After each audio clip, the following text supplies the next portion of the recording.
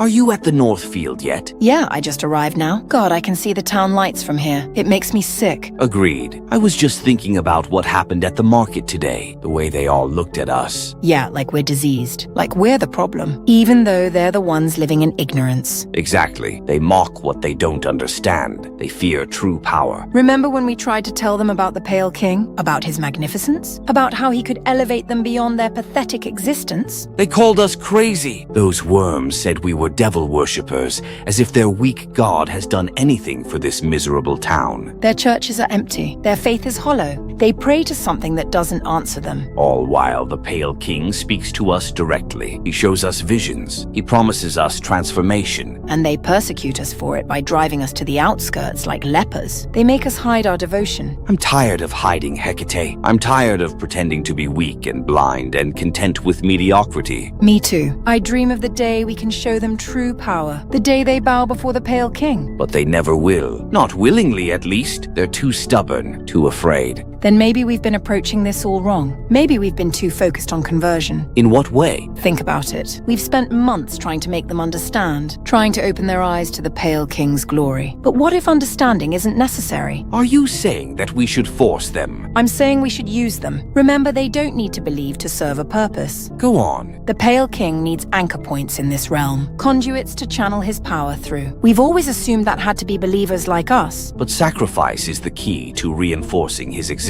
in our world. Exactly. Their ignorance could actually be perfect. They won't have a clue what hit them when he arrives. Hecate, you're brilliant. We've been thinking about this all wrong. Instead of trying to save them from their blindness, we should just use their blindness to serve the king. How many people are there in town? 400? 500? 473 according to the last census. Can you imagine the power that would generate? The Pale King would be able to manifest fully with us as the conduits. We wouldn't just be seeing visions and whispers anymore. He would have an actual physical presence. A true avatar in our world ruling as he deserves to rule. But how would we even begin something like that? It's not like we can just walk into town and start killing people. No, it would need to be the king himself that does it. But to first summon him, we'd need to become his conduits. The ritual circle, the one we've been building in the basement. Using that, we could enchant ourselves with the summoning rites. Yes, we open ourselves to him completely and let him work whilst using us as the initial power source. We'd become his life force, his heart in the physical world. The town would never see it coming. They think we're just the weird couple who lives in the old farmhouse, but they have no idea what the Pale King is capable of.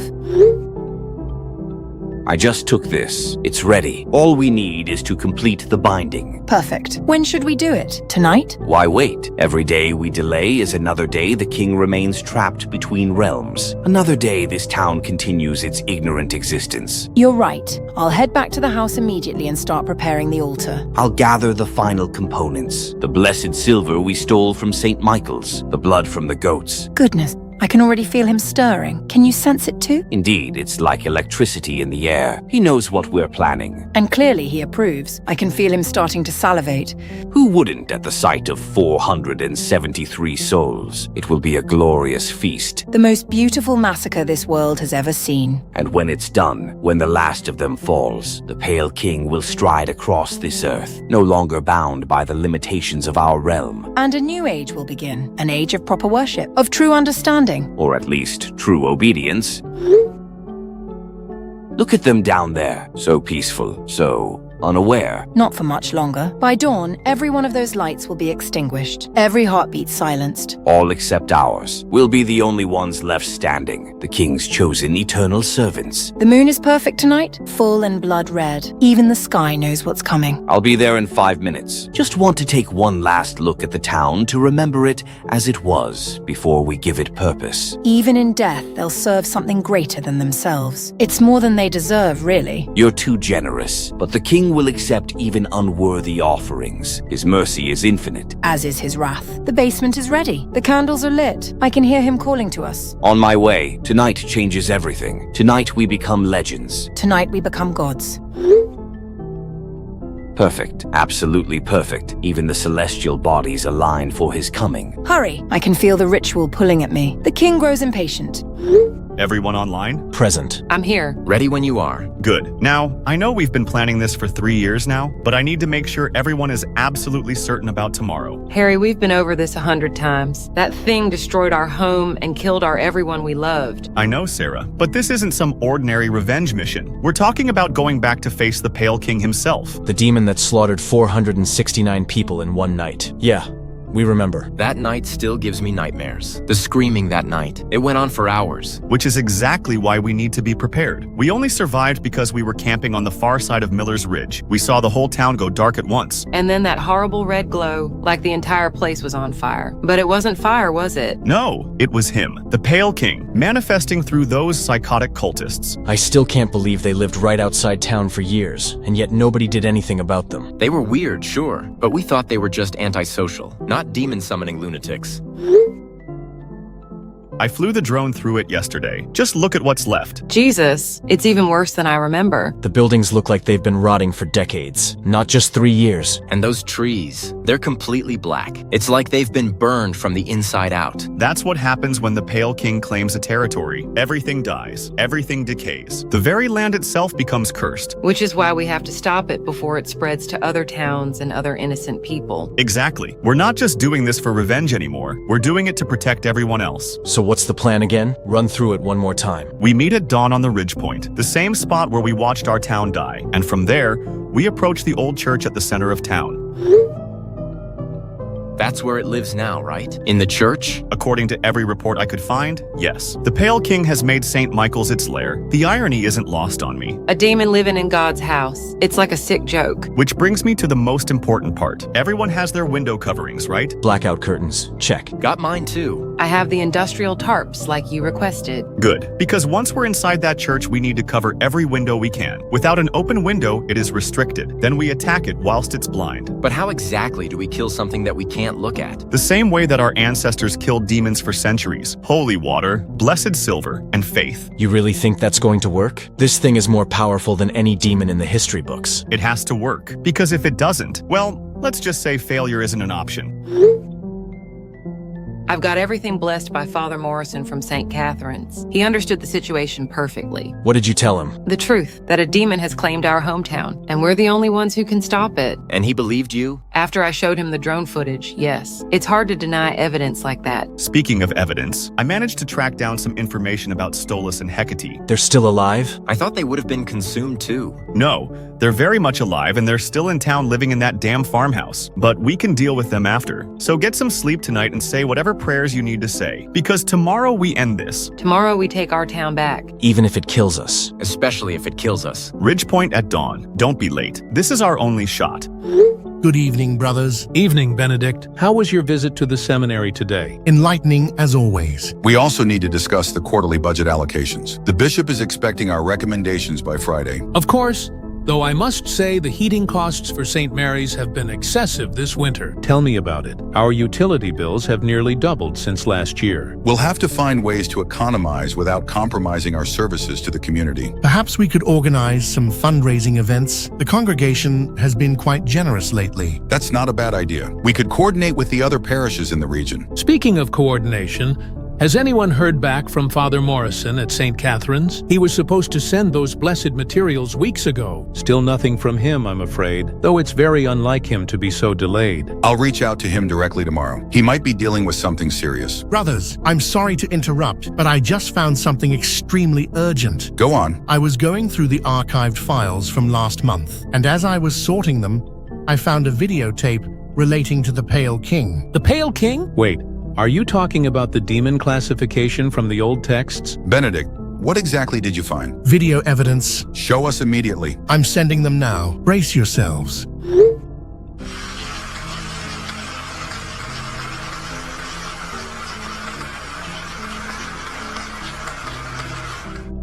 What am I looking at? Who are these masked figures? This looks like some kind of reconnaissance mission. I think these might be survivors trying to confront whatever destroyed their town.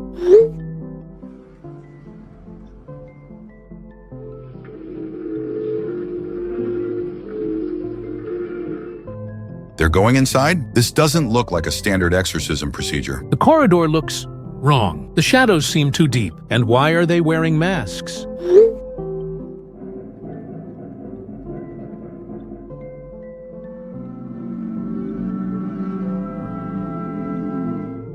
Dear God, they know it's there. They know exactly where it is.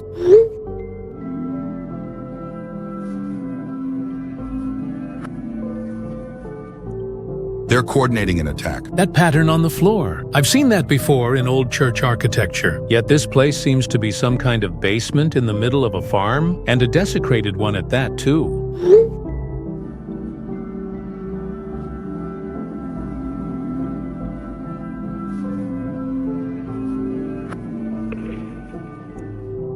There, the creature in the chair. Brothers, I think I recognize what this is. As do I. If this is what I think it is, we're in serious trouble.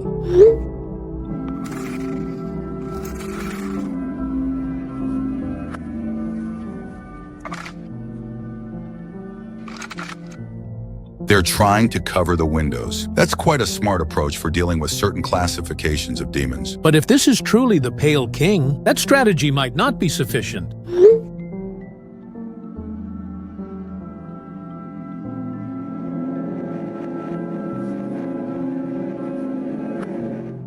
Oh no, they missed a window. They're going to be slaughtered.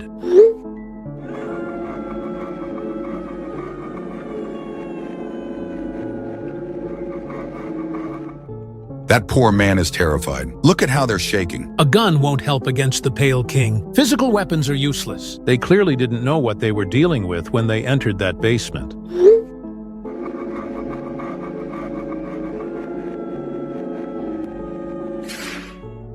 Dear merciful God, it's him. It's actually the Pale King. This matches every description in the forbidden texts, and the others are already dead. It killed them in seconds.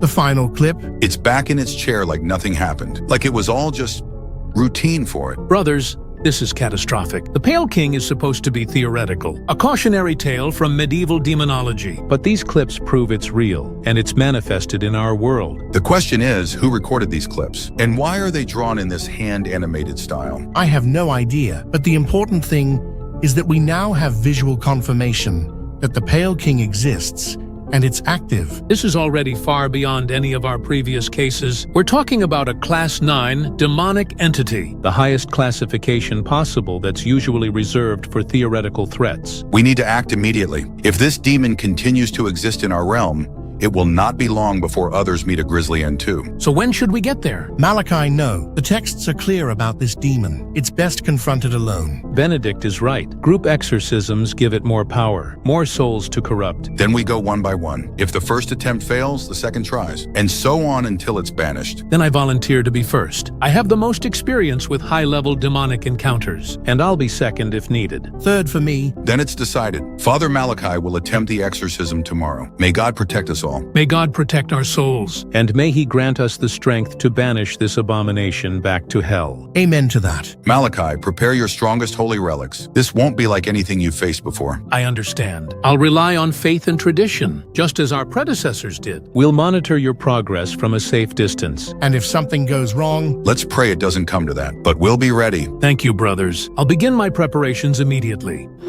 Malachi, are you approaching the town yet? Yes. I just crossed the bridge about 10 minutes ago. But brothers, this place is a graveyard. The very air here is thick with death. It's like breathing through wet cloth. And there's this smell, sulfur mixed with rotting flesh. That's consistent with high-level demonic presence. Be careful, Malachi. Trust your instincts. I'm entering the main street now. Dear God, the blood is still here. After all these years, it's still stained on every wall. That's not natural. Blood should have washed away or faded by now. Unless the demon is preserving it as a trophy of its massacre. The mist is getting thicker as I move deeper into town. It's almost like it's following me. Mist manifestation is a sign of extreme demonic power. This thing is stronger than we anticipated. I can see St. Michael's Church in the distance, but I'm heading to the farmhouse first. According to the reports, that's where it originally manifested. Good thinking. If you can disrupt its original summoning point, it might weaken the entire presence. Exactly my reasoning. This must be it. The Stolas and Hecate farmhouse. It looks completely abandoned. Are you certain they still live there? The reports said they were still alive and serving as conduits for the demon. But looking at this place now, I'm not sure anyone could survive living here. The decay is unnatural. Look at how the trees have withered. It's like death itself radiates from that house. Malachi, what's your current armament? I've got a standard exorcism kit with me, plus my blessed silver cross from Rome, 3 vials of holy water consecrated by the bishop himself, and of course, my Bible. That's all? Malachi, we're talking about the Pale King here. Shouldn't you have blessed weapons with you, or at least some protective charms? Brothers, I appreciate your concern, but faith is the strongest weapon against any demon, no matter how powerful they may be. This isn't just any demon, though. This is a Class 9 entity. The texts warn that traditional methods may not be sufficient. The texts also say that true faith can move mountains. I trust in God's protection more than any earthly weapon. Your faith is admirable, Malachi, but please be cautious. We can't afford to lose you on the first attempt. I understand the risks, but someone has to confront this abomination, and I'd rather die in service to God than live knowing I failed to act. May the Lord be with you, brother. We'll be praying for your protection. I'm approaching the front door now. The mist is so thick I can barely see 5 feet ahead, but I can feel something, a presence watching me. Stay alert. Keep us updated on everything you observe. The door has been carved with symbols, summoning runes, I think. Can you make out what kind? They look like binding sigils, designed to anchor something to our realm. The original summoning circle. It's probably still active inside. Only one way to find out. I'm going in. Remember, if you feel overwhelmed, retreat immediately. We need you alive to report back. Understood.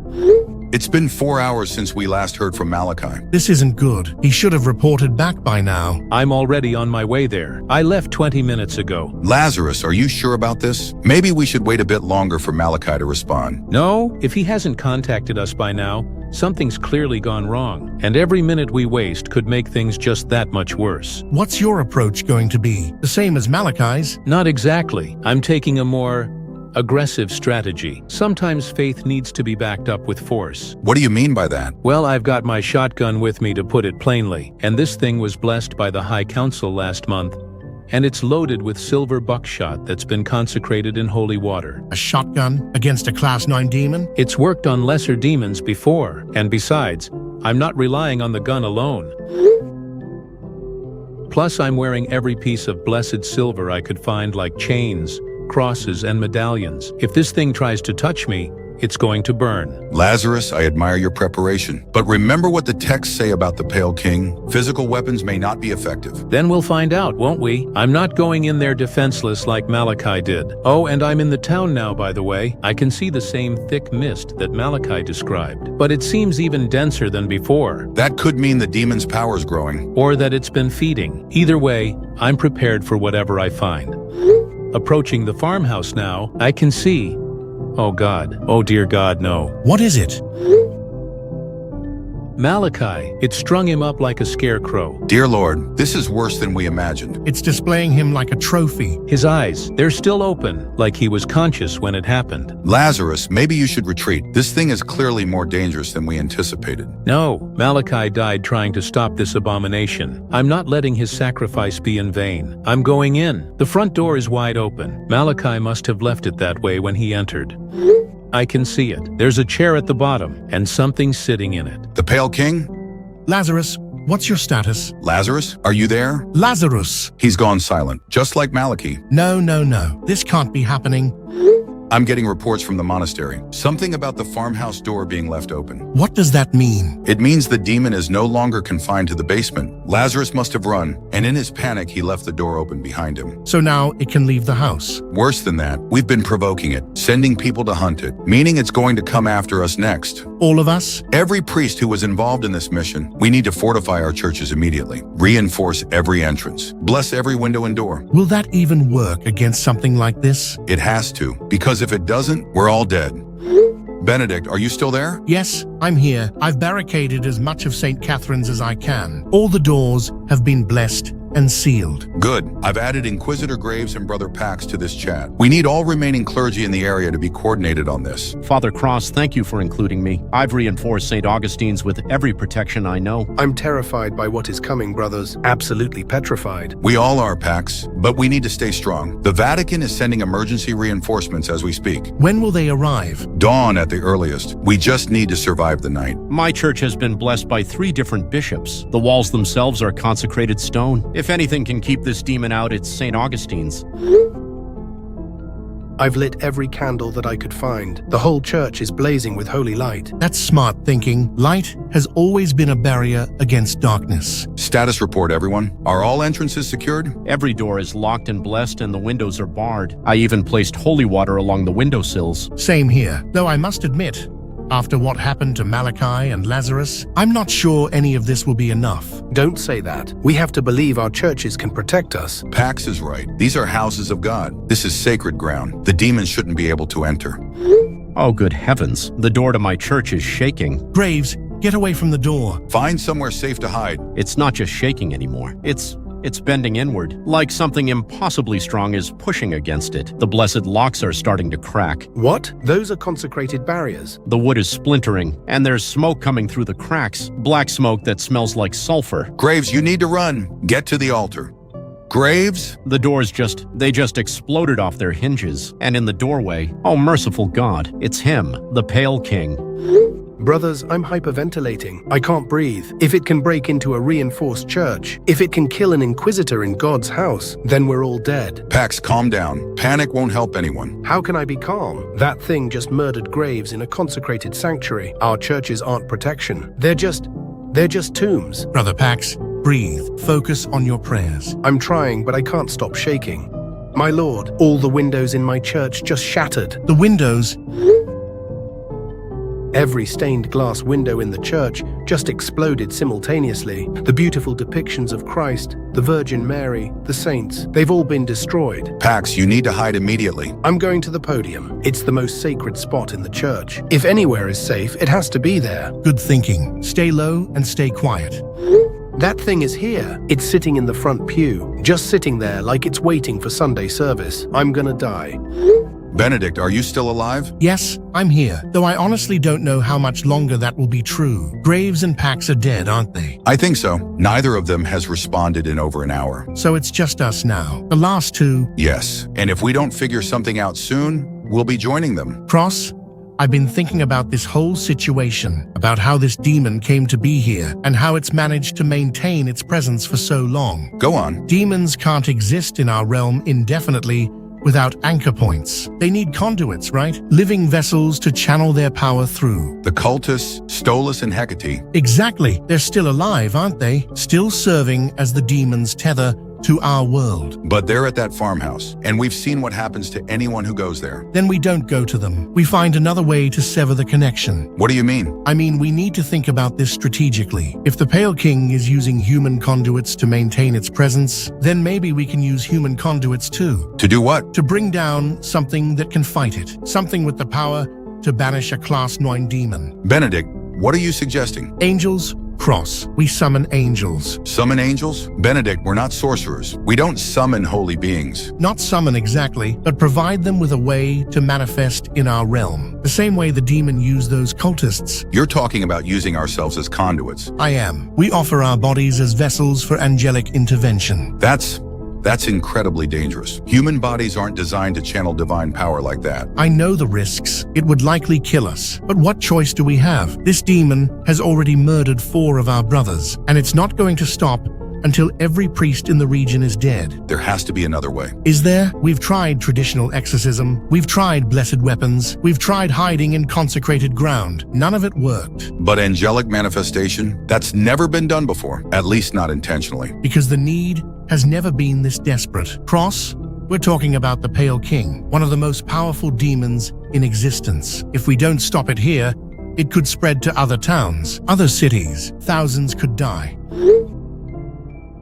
I'm looking at the scriptures right now, trying to find some precedent for what you're proposing. And? There are mentions of angels taking human form, but always at God's initiative, not ours. Then we pray that God will approve of our sacrifice, that He will see our willingness to give our lives for the protection of others. Even if it works, even if angels do manifest through us, we won't survive the process. I know our bodies would be destroyed by the divine energy, but our souls would be with God, and the demon would be banished. How would we even begin such a ritual? The same principles as any divine invocation: prayer, sacrifice, and absolute faith. But instead of asking for protection or guidance, we ask for the angels to use us as weapons. Benedict, are you absolutely certain about this? Once we begin, there's no turning back. I've never been more certain of anything in my life. This is what we were called to do, to stand between evil and innocence, even if it costs us everything. I'm preparing my altar now. If we're going to do this, we need to do it properly. Same here. I've placed my Bible, my cross, and my chalice on the altar, everything consecrated and blessed. What about the invocation itself? What words do we use? We speak from the heart. We tell the angels what we're willing to sacrifice, and we ask them to accept our offering. Benedict, I want you to know, it's been an honor serving alongside you. If we don't survive this, I'm grateful we're facing it together. The honor has been mine, Cross. You've been a true brother in Christ and a faithful servant of God. Are you ready? As ready as anyone can be for something like this. But yes, I'm ready. Let's bring down some heavenly wrath on this abomination. On the count of 3, we begin the invocation. 1, 2, 3. Something's happening. I can feel there's a presence here. I feel it too. It's warm, like being embraced by pure love. The light is getting brighter. I can barely keep my eyes open. Don't fight it. Let them in. Let them use us. Benedict, I can feel them. The angels, they're here. Yes, I can feel their wings, their power flowing through me. It's beautiful and terrifying. My body can't contain this much divine energy. Neither can mine, but it's working. I can sense them taking form, taking flight. Go with God, Benedict. It's been an honor. And with you, brother. May our sacrifice not be in vain. June, are you ready for the 6 p.m. broadcast? As ready as I can be for something like this. I still can't believe we're actually reporting on this. I know what you mean. 24 hours ago, the biggest story in our region was the budget crisis. Now we're covering literal demons and angels. The footage from downtown is absolutely horrifying. I've watched it a dozen times, and I still can't process what I'm seeing. Have you seen the casualty reports yet? The preliminary count? Over 3,000 dead since Tuesday, and that's just in the city center. 3,000 in 4 days. This thing is moving through the population like a plague. This was taken from the news helicopter this morning. Look at those smoke columns. Each one represents another massacre site. The authorities have completely lost control. The National Guard was deployed yesterday morning. By evening, half their units were dead or missing. And that's not even the most shocking part. The priests, 4 separate churches, all found with dead clergy inside. Father Cross and Father Benedict at St. Mary's, Inquisitor Graves at St. Augustine's, Brother Pax at Sacred Heart, and those are just the ones we know about. The Vatican issued a statement calling it an unprecedented attack on the faithful, but even they seem to have no idea how to respond. Can you blame them? This isn't exactly covered in seminary training. Speaking of things not covered in training, we need to discuss the footage from this morning. The angels. I'm still having trouble saying that word out loud. Angels. Actual, literal angels descended from heaven. The footage is unmistakable. Beings of pure light, wings spanning 30 feet, moving with purpose toward the demon's location. This was captured by our traffic helicopter. 3 distinct angelic beings. You can see the light radiating from them even through the camera. The religious implications alone are staggering. Proof of heaven, proof of divine intervention. This changes everything we thought we knew about reality. But here's what's even more terrifying. It didn't matter. Those angels, beings of pure divine power, they lasted less than 30 seconds. The video shows them approaching the demon with confidence, weapons of light in their hands, and then slaughter, complete and utter annihilation. Whatever this demon is, it's more powerful than angels. Which raises the question that everyone is asking. If angels can't stop it, what can? The military is calling for nuclear intervention, but the demon is in the middle of a populated area. Nuking the city would kill more innocents than the demon has. Plus, there's no guarantee that would even work. This isn't a physical threat that can be bombed. It's something beyond our understanding of reality. The reports we're getting from survivors are disturbing. People talking about mind control, others driven to madness just from looking at it. And the few who escape describe something that shouldn't be able to exist. The description from Dr. Martinez at General Hospital. Tall, impossibly thin, with skin like ash and eyes that burn with cold fire. He treated 3 survivors who all gave the exact same account. And then there are the religious scholars weighing in. Dr. Rebecca Stone from the Theological Seminary. She identified it as something called the Pale King, apparently referenced in medieval demonology texts. A Class 9 demonic entity, the highest possible classification. Theoretical until now. Not theoretical anymore. Very real, very deadly, and apparently unstoppable. We're going live in 2 minutes. How do we even begin to explain this to our viewers? With honesty, as impossible as it sounds, we tell them the truth. Demons are real. Angels are real, and we're witnessing a supernatural war. A war that the forces of good are losing. So far, yes, but maybe there's something we don't know yet. Some weakness this thing has. I hope you're right, because if there isn't, this could be the beginning of the end. The reports are coming in from other cities now, too. Similar sightings in Chicago, Miami, Seattle. Whatever happened here might be spreading. Or there might be more of these things. More demons manifesting around the country. The president is supposed to address the nation tonight, though I can't imagine what he could possibly say. What do you tell people when their entire worldview has been shattered? When the supernatural has invaded reality? You tell them to pray, and hope that someone, somewhere has answers. 30 seconds to air. June, whatever happens next. I'm glad we're covering this story together. Same here, Woods. If this is the end of the world, at least we're documenting it. Agreed. I'll come meet you now. Hecate, are you watching the news? Of course I am. How could I miss such a glorious broadcast? Our king has truly outdone himself. 3,000 dead in 4 days, plus an entire town before that, and all those priests who thought they could challenge him. The look on that reporter's face when she described the angels being slaughtered. Absolutely priceless. Even divine intervention couldn't touch our king. Did you see the footage of the angelic massacre? Those beings of pure light cut down in seconds. It was beautiful. Beautiful and necessary. Let the world see that their precious heaven is powerless against true divinity. It's everything we dreamed of when we first summoned our king. And now he's finally satisfied. I can feel his contentment through our bond. One town, multiple cities, dozens of holy men. He's had quite the feast. Indeed, and most certainly more than enough to sustain him through his resting period. How long did he say this cycle would last? 11 years. 11 years of semi-dormancy while he digests all those souls. And then... The final awakening begins when he emerges to claim the rest of humanity. Every last soul on Earth. No more small towns or single cities. It'll be global annihilation. I can hardly wait. Though I must admit, I'm almost sad to see this phase end. Watching the world finally wake up to his existence has been incredibly entertaining. Oh, but that's the best part. Now they know. Now they understand that demons are real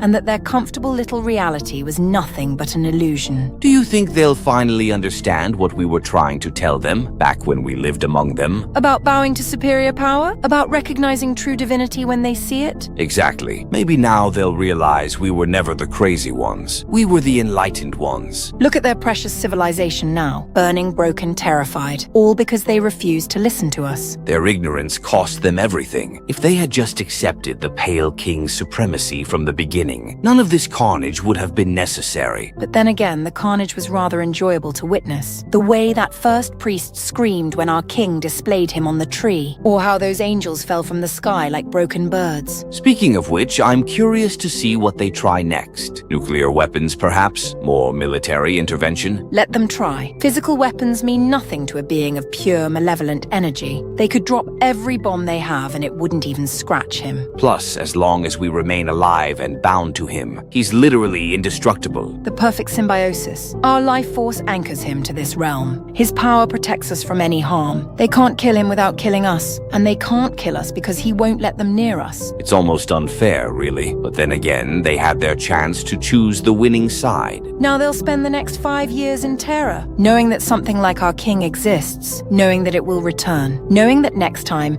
there will be no survivors. Do you think any of them will seek us out, try to convert to our faith now that they've seen proof? Some might try, but it's too late for conversion now. The time for mercy has passed. Besides, our king has already chosen his final meal. Every human soul on the planet, including any would-be converts. Except for us, of course. We'll be spared to witness the new world he creates. A world of perfect darkness. A world where true power reigns supreme. I wonder what the news will report tomorrow, when they realize the demon has gone dormant. Probably relief mixed with confusion. They'll think they've won somehow, that their prayers were answered. If only they knew. This isn't victory. This is just intermission.